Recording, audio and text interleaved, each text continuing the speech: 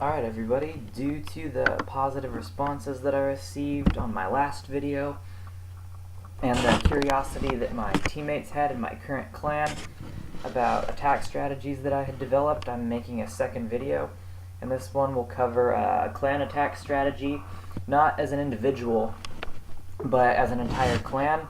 Once again, this is ML.Michael7 of the Storm Wardens clan. Let's begin.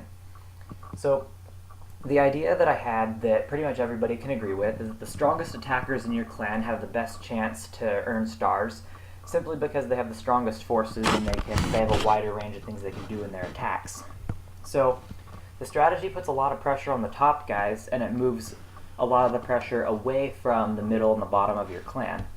And without a doubt, this should get you a 3-star on the bottom half of the clan every single time. There should be no reason why it wouldn't happen, and I would think even the bottom 60% should be completely 3-starred in most of the wars if the strategy is executed properly.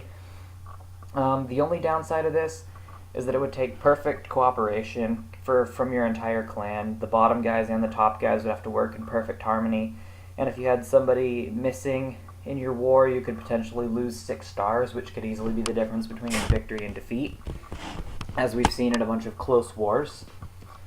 So, the top guys would for sure have the hardest job. So these are the top guys in my clan, and these guys would be responsible for doing the heavy lifting and attacking the top guys in the enemy clan. So, how's that distributed? Well, our number 1 would attack the number 1 and 2. Our number 2 would attack 3 and 4. 3 would attack 5 and 6, and so on and so forth. Now, I know that sounds weird, but here's the idea behind it. The person in our clan that has the best chance to star the number 1 on the other team would be our number 1. And while it's really, really hard to pull out stars on the top guys, especially when you get into high-level clan wars, really one of our best attacker would be probably the only guy that has a decent shot at pulling out either 1 or maybe 2 stars on the top couple of guys. So our number 1 obviously has the best shot to do that. Now, if you cancel out our number 1, since he's already used his 2 attacks, who has the best chance to take out and star 3 and 4? Well, probably our number 2. And then so on and so forth, who has the best chance to pull out stars on number 5 and 6? And it keeps going. So you get the idea. Now, here's how that's calculated. The N is your rank in your clan, and the E is the enemy to attack. So for your first attack, the enemy would be 2 times your rank in the clan, and your second attack would be 2 times your rank in the clan minus 1. Now the reason I say that your first attack should be on the lower guy of the 2 is because it would be absolutely demoralizing for an enemy clan to see that the enemy team had only attacked 10 times and they already had 25 stars. So anytime you can get in the head of the enemy clan, that's a good thing.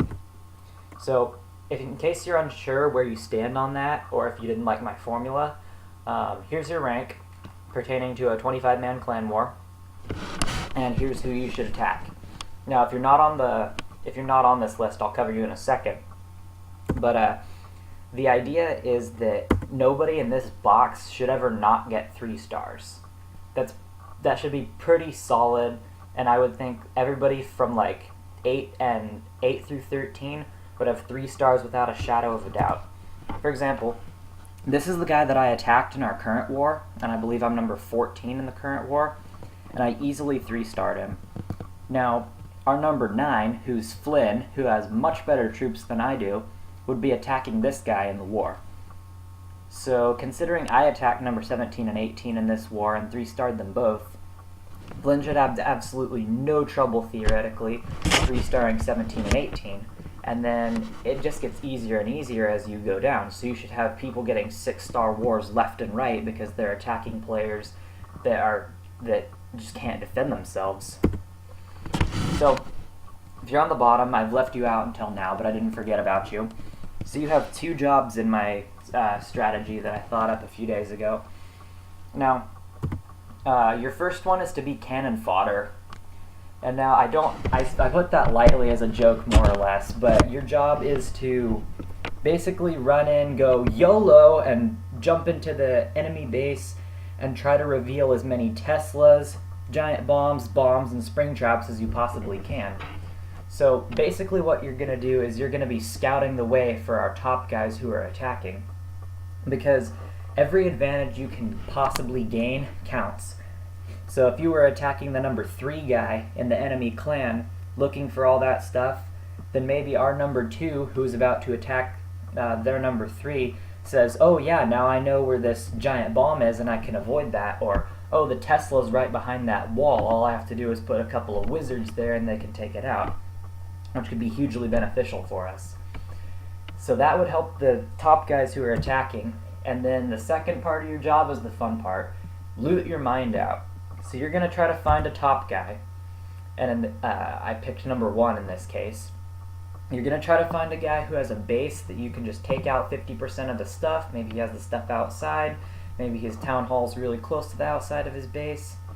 And you're going to try to get this huge Warwind bonus right here, because that should make up, the Warwind bonus for this is more than 2 of your attacks on low guys would be anyway. So the first one would help the clan as a whole, and the second one would help you improve. So you get this huge bonus. Now you can go and improve your stuff, you can become a stronger player, and our clan gets stronger as a whole. So who do you go kamikaze on, and who do you pick out to go loot? Well, for the kamikaze attacks, it would be your rank minus the number of people in the war divided by 2, and that gives you your enemy to attack. So for example, if I was player number 18 in a 30 versus 30 war, you would use the equation, so it would be 18 minus 30 over 2, which is 15, so 18 minus 15 is 3. So you would attack the number 3 guy in the enemy clan looking for traps. And loot, you just find anyone that you think you could cheese and take 50% on. And then that's about it for this one, guys. So good luck in future clan wars. This would be almost impossible to execute, but if you did it properly, mathematically, unless the other clan was just unless you were just completely